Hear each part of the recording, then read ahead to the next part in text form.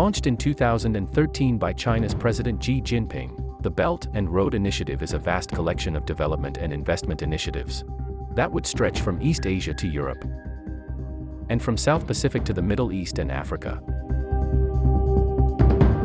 The Belt and Road Initiative seeks to establish the old Silk Road trading route, established from the 2nd to 18th century. The Chinese Communist Party claimed that the BRI is a bid to enhance regional connectivity and embrace a brighter future. In truth, it is a strategy for Red China to enhance its dominance on the global stage as a superpower. Through its Belt and Road Initiative, for example, the PRC is leveraging its overseas investments to force other nations into suboptimal security decisions. I think the One Belt, One Road posture has been a stalking horse to advance Chinese security concerns. Minister Wei said as much in a Latin American conference just last summer. Underneath the promotion of the Belt and Road Initiative economic opportunities lies a sinister plan by Red China to place a stronghold on its dominance of the world. The investments are mostly loans and financial assistance to build roads, pipelines, and ports in different countries. These projects are financed by China's state-owned bank, built by Chinese companies and their workers, to benefit the Chinese government's economic prosperity and its military access.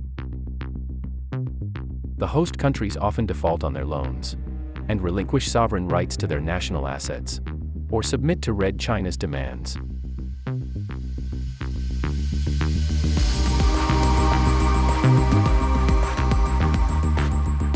Hong Kong became a colony of the British Empire in 1898. The whole territory was transferred back to China in 1997, with the agreement that two countries maintain separate governing and economic systems, under a principle of one country, two systems.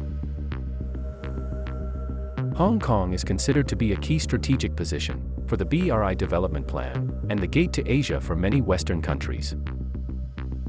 Therefore, Xi Jinping and Red China authorities squashed the original agreement by annexing Hong Kong with brutal forces to make an example of its authoritarian rules. The government backed by Red China imposes new security laws that grant Red China sweeping powers to crack down on opposition to Beijing and allow extradition to mainland China. In July 2020, thousands took to the streets to protest against the new security law. Clashes between police and activists became increasingly violent, with police firing live bullets and smoke bombs. Many dissenting voices were arrested. Taiwan has been self-governing for decades, but Beijing continues to call it a Chinese territory. Red China maintains the One China policy, claiming the People's Republic of China is the only legitimate government of China, and it uses this policy to prevent the international recognition of Taiwan as an independent sovereign state. Tensions between the two governments have ramped up in recent years because the island nation's president is particularly critical of China. President Tsai Ing-wen supported the 2019 Hong Kong protests and expressed her solidarity with the people of Hong Kong, pledging that as long as she is president, Taiwan will never accept the one country, two systems assertion by Red China. In 2021, Red China fighter planes entered Taiwan's air defense identification zone. Being continuously threatened with an invasion, Taiwan spent $750 million on arms deals with the United States.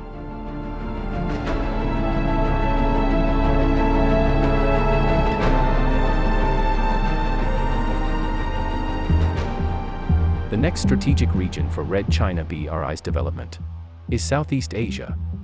Coined as the China-Indochina Peninsula Economic Corridor, this initiative started in 2010 and later incorporated into the BRI. Countries like Vietnam, the Philippines, Cambodia, Laos, Thailand, and Malaysia have signed on BRI development projects. In Cambodia and Laos, BRI projects displaced the local citizens, replacing them with Chinese workers, Chinese businesses, which destroyed the local economy. Western people. Very few, very, very few. But now they don't come anymore. Yeah, because Chinese take over, so they raise the price up. They always go to Chinese restaurant, drink there, they eat there. So all the income they want to give back to the Chinese people.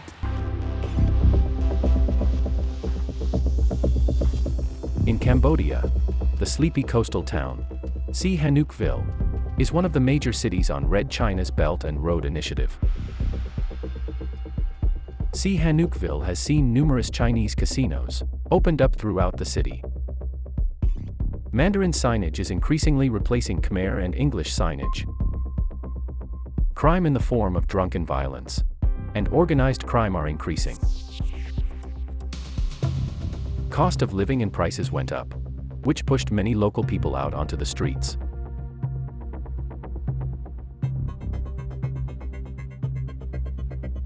In Laos, Botan is a major location on the BRI infrastructure plan. Considered a piece of Xi Jinping's flagship infrastructure project, this border town is the first stop inside Laos along the Laos-China railway network, which will connect Kunming, China, to the Laotian capital of Vientiane. It is the first leg of the BRI's China-Indochina Peninsula Economic Corridor, connecting several cities in southern China with the major cities of Southeast Asia, with modern roads and high-speed railway. The project cost the Laos government $6 billion, which many believe that they may not be able to pay back. Meanwhile, in Vietnam, while the investment seems attractive, disputes in the South China Sea made the Vietnamese government reluctant in borrowing from Red China. You need to go through very rigorous procedure, and at the end, you need to decision by the Prime Minister. So far, not any project come from that initiative of BOR, or not like many other countries, they already have some disbursement from AIIB.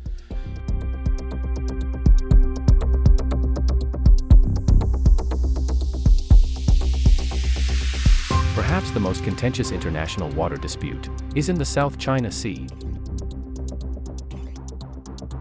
China's sweeping claims of sovereignty over the sea, and the estimated 11 billion barrels of untapped oil, and 190 trillion cubic feet of natural gas, have created disputes with Brunei, Indonesia, Malaysia, the Philippines, Taiwan, and Vietnam.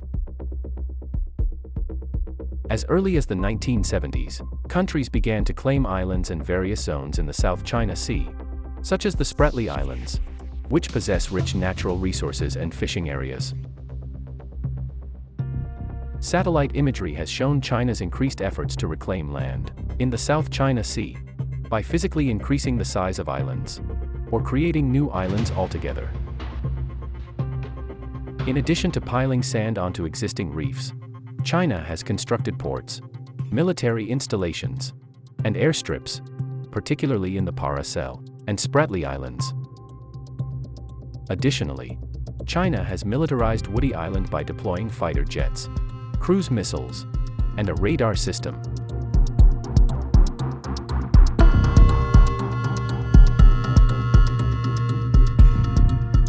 Geopolitically, Red China bought off smaller island nations in the South Pacific, with development investments like Fiji, Samoa, Papua New Guinea, and Solomon Islands, to secure its shipping lane through the South Pacific. Captain Jim Fennell was the intelligence chief of the US Navy's Pacific Fleet, watching China's moves there on a daily basis. Now he's warning Pacific nations swaying to China's influence to beware. China has told all these Pacific countries that it just wants to be their partner. It wants to be involved economically. Do you not believe them? Well, we have evidence that shows that when they say they want to be your economic partner, the end result is they become your economic master. They're interested in this area because it's essentially the lifeline or the choke point between America and Australia and New Zealand. China has built the Navy that people said they were never going to build. China has deployed their fleet to places they said they were never going to deploy. They believe that they're supposed to be the rightful leaders of this new global order. You know, the British century, the American century, now we're going to have the Chinese century. That's their vision.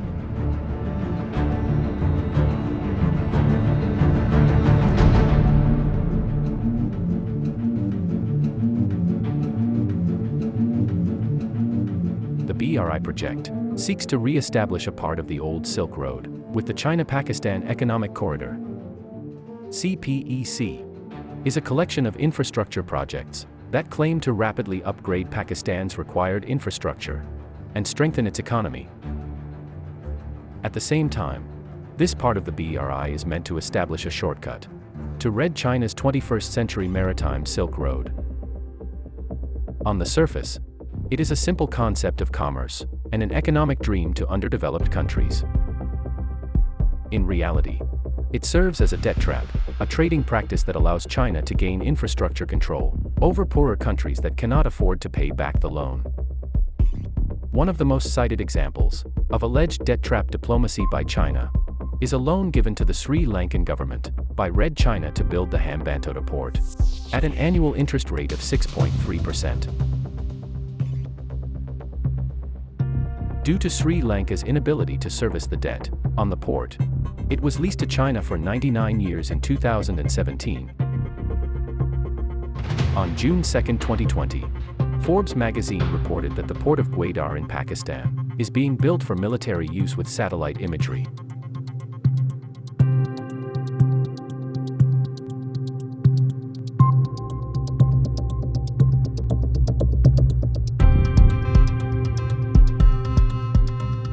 Red China's infiltration in Europe is widespread, and it aims to create a dependency on China. Italy was the first G7 country to sign a memorandum of understanding with China on the Belt and Road Initiative in 2019. The port of Trieste was among the signatories to the memorandum of understanding between Italy and Red China. For Red China, having a foothold in one of Europe's historic ports like Trieste would bring favorable customs conditions, a faster trade route to the heart of the continent, and direct access to railroads for moving its goods into the European Union. Additionally, Italy is a popular European destination for Chinese tourists and migrants. Red China sent their police to Italy to protect the Chinese visitors.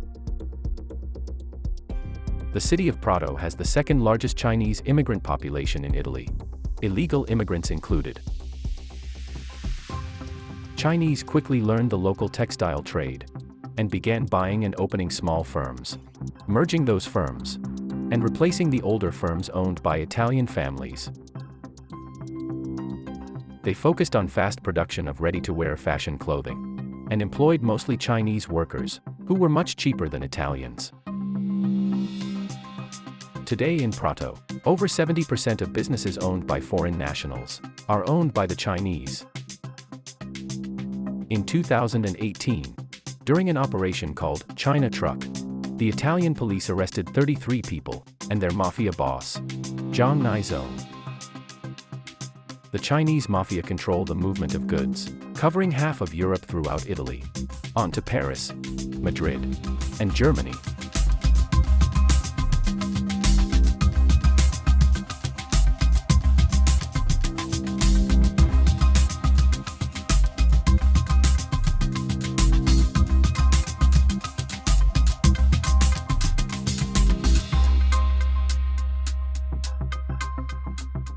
As Africa's main trading partner since 2008, Red China is securing a long-term foothold with a more muscular approach, where China is Africa's single largest creditor.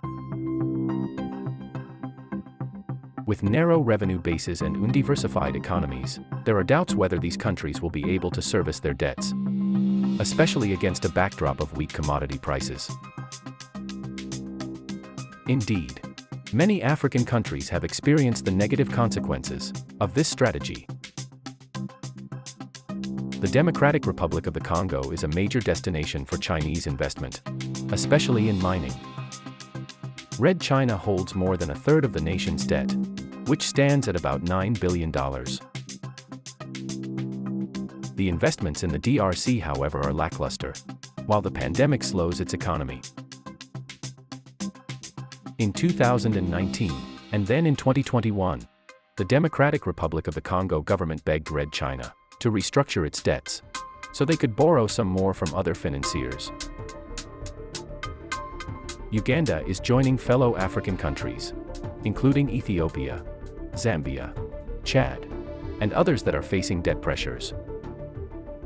In April 2021, Uganda asked its major creditors, including Red China, to negotiate a possible suspension of loan repayments, amid a growing default risk. The tiny East African nation of Djibouti is at the core of this debt trap diplomacy. Beijing has taken root in Djibouti through numerous infrastructure projects, including a new port, 2 new airports, and the Ethiopia-Djibouti Railway.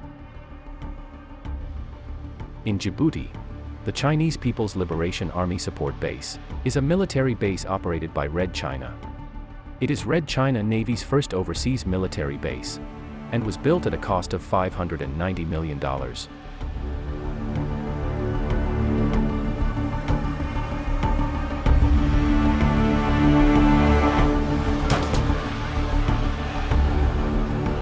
From human rights, to energy, to trade, Red China's Belt and Road Initiative's true objective is to reduce poorer countries' sovereignty and increase Chinese political will in the region.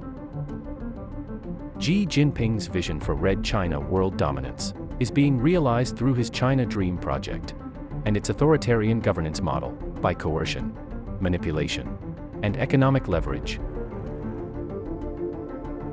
By developing vanity projects, Red China displaces local dwellers, wiping out local economies and replacing them with Chinese businesses. The old Silk Road revival is destroying democracy, with Red China's grip on freedom of speech. Human rights abuses, suppression on religious beliefs, and cultural genocide. Red China is marching to conquer the world, with its sinister plans to turn the free world into a modern-day dystopia.